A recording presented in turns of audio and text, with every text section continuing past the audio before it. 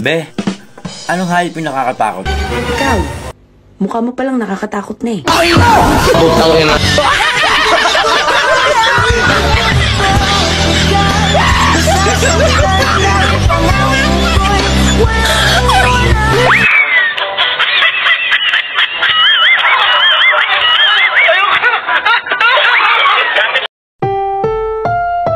Ang susunod na programa ay rated PG. Patnubay at gabay ng magulang ay kailangan sa mga batang manonood.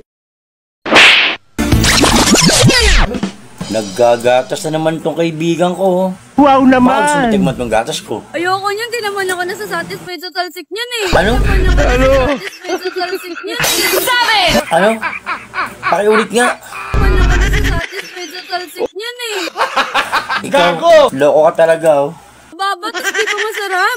Babat, hindi ko masarap. Kulit mo talaga oh. Kulit mo talaga oh. Putang ina.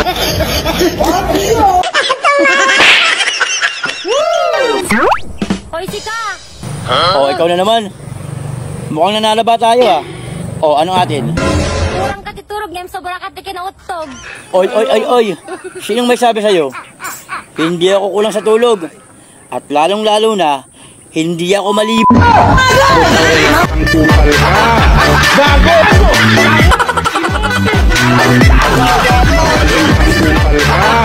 Gago!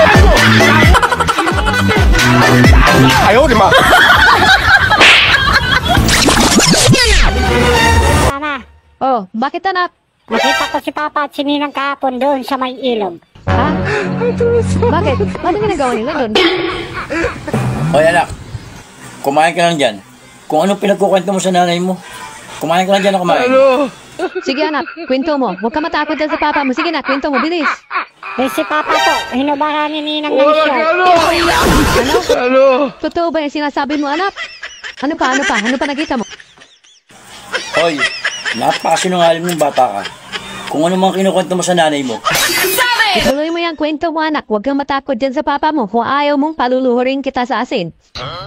Ayun po, nakita ko si Ninang na lumuhod sa may harapan ni Papa. Ano mo mahod? Oh, tapos ano pa ginawa ng ninang mo? Sige na, kwento mo pa. Tama na.